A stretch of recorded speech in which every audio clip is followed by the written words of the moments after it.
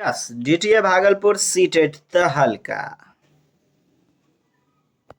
Child development and pedagogy, बाल विकास एवं शिक्षण शास्त्र के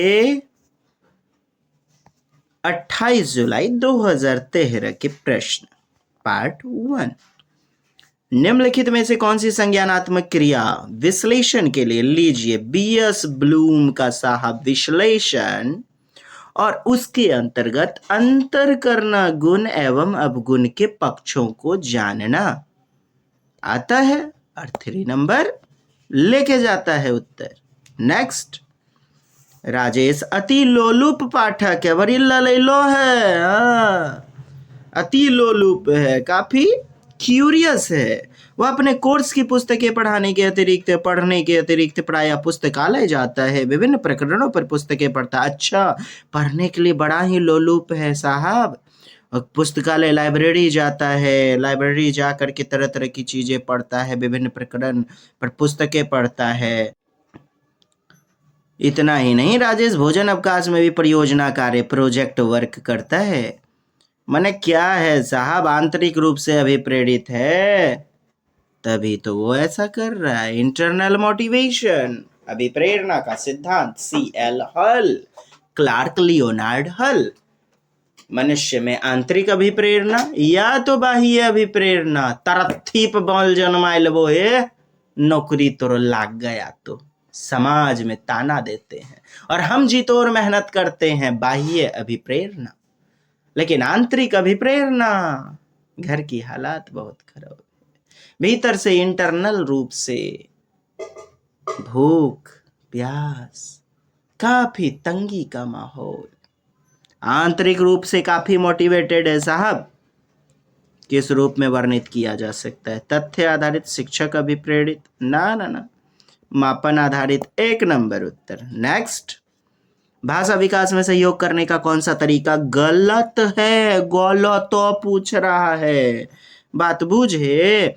बच्चे को बिना टोके प्रकरण पर बात करना। हाँ जी, बच्चे को बार बार टोका टोकी कीजिएगा तो बच्चा कल के दिन में बोलना भी बंद कर देगा, माने असहज महसूस करने लगता है, डिप्रेस्ड हो जाता है, बार बार सर जी मेरा गलती ये निकालते रहते हैं।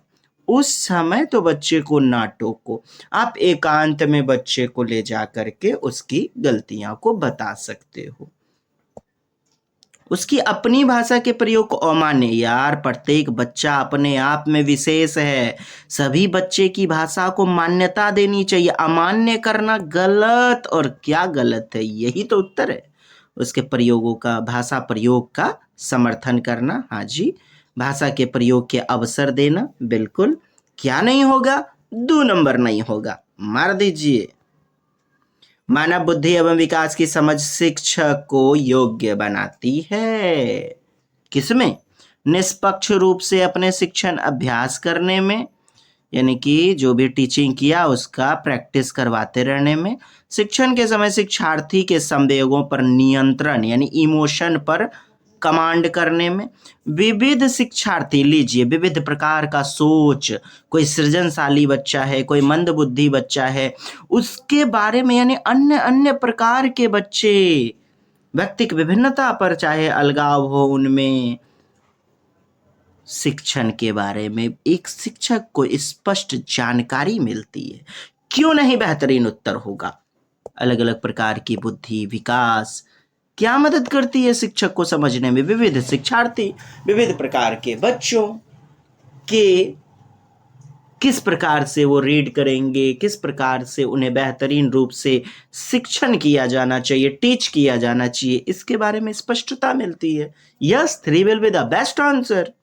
शिक्षार्थियों को यह बताने के वे अपने जीवन को कैसे सुधार सकते हैं। यार 6 से 14 वर्ष के बच्चों का आप ध्यान रखो, एकरा से ऊपर तोर विषय वस्तु रहे, आगे बढ़ल जाए। निम्नलिखित में कौन सा कथन सत्य है? कौन सा कथन सत्य है साहब? एसेरा एंड सिरनीज, मार दिया उत्तर, सत्य है।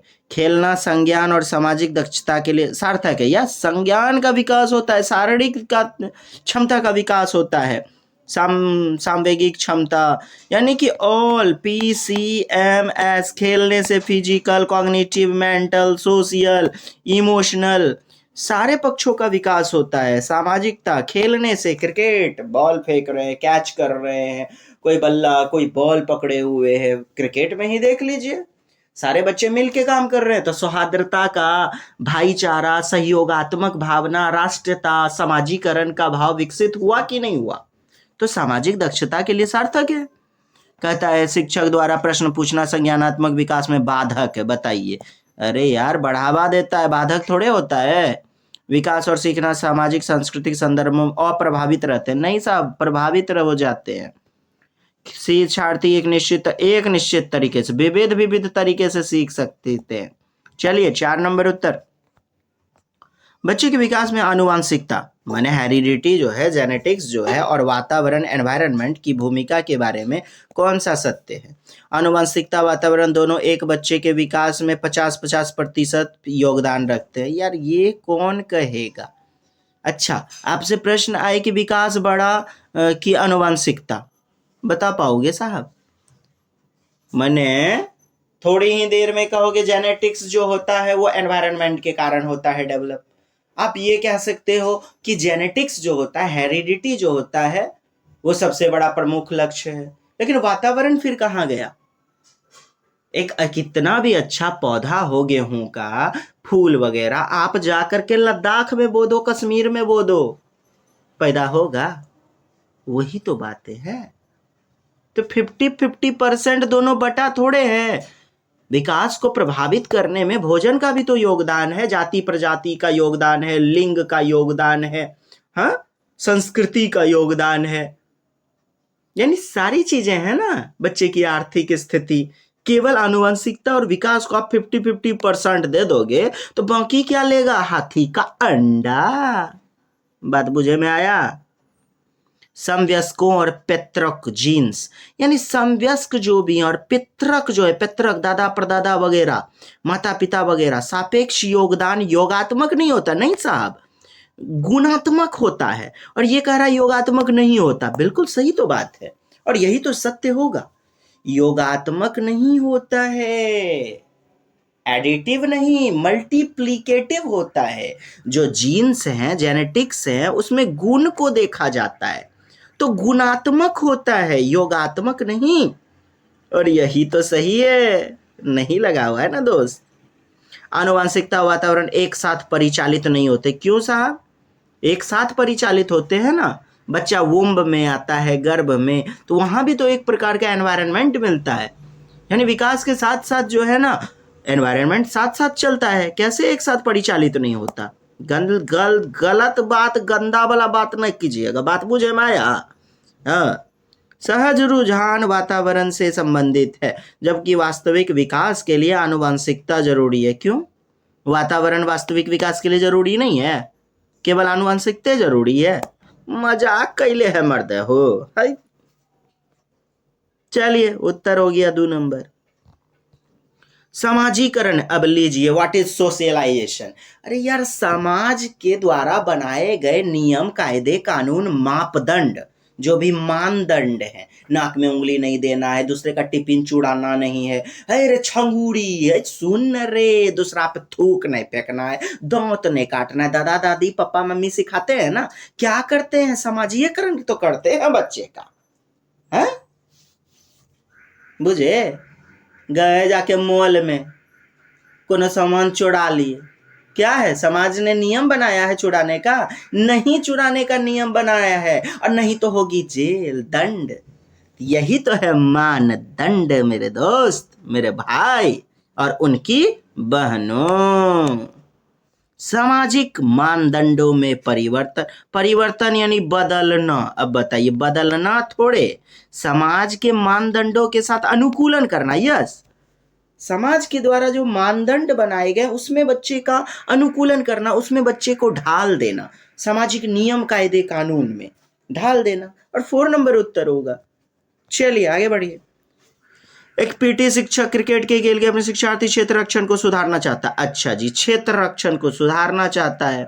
क्षेत्र रक्षण को तो अधिक से अधिक प्रैक्टिस करवाइए उसको, फील्डिंग करवाइए, ज्यादा से ज्यादा अभ्यास करवाना, आगे बढ़िए, कोई दम में ना है एकदम।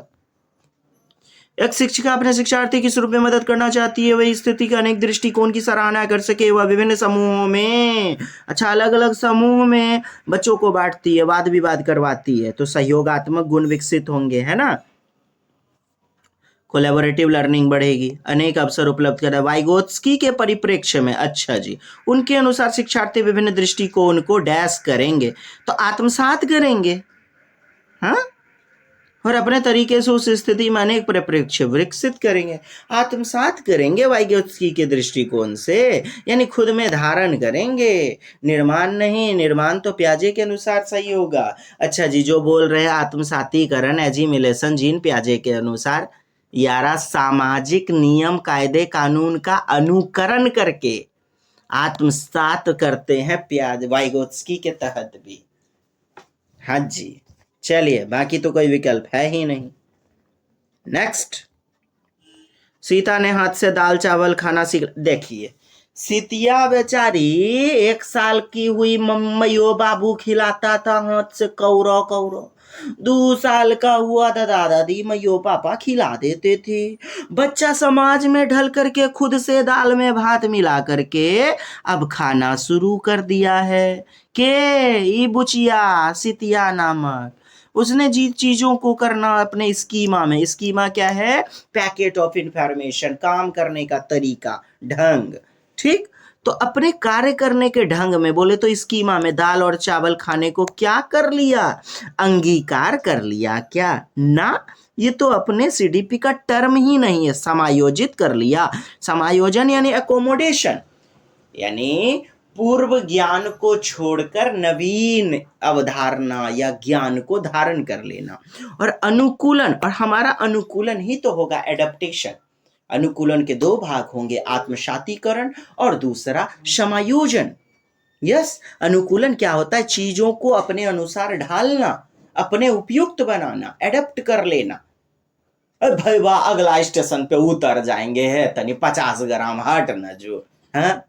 अरे यार, पहले से 5 गो बैठे हुए हैं ट्रेन के सीट में, नहीं जी, बड़ा तबीयत खराब, हमर कन्यानी के मन खराब। मोर मेहरारू बुझते हैं, देवी जी अर्धांगिनी दुर्गा माय बड़की माय, ओकरे कहल जाता है कन्यानी। देखिए, तो 5 गो होने के बावजूद भी हम बैठा देते हैं, बैठ जाते हैं, हाँ, अनुकूलित कर लिया हमने, अपने अनुसार ढाल लेना, दैट इज अनुकूलन। अच्छा, आगे वो ट्रेन में क्या होता है? ब्रेक लगा, बेचारा पता चला वो छठी वाली जो है ना, पूरे सीट कब्जियले है। हाँ, चलिए, खैर, गंजी बनियान फटी हुई है, मम्मी बोली क्या? बेटा, गंजी दूसरा पैंट फटा हुआ है। 2 मटकी के भीतर में देखने जा रहा है, पहनने दो हमको, अब तो पहन लिए। तो अपने अनुसार अनुकूलित कर लेना, ढाल लेना, अनुकूलन है, एडप्टेशन है। दाल में भात मिला करके खाना शुरू कर दिया, अनुकूलित कर लिया, 3 नंबर उत्तर हुआ। अच्छा लगा तो लाइक शेयर सब्सक्राइब, अल्लाह की बटन के लरट्ठी दवाई। हम चली मिली नई का वीडियो में। जय हिंद, जय भारत, वंदे मातरम।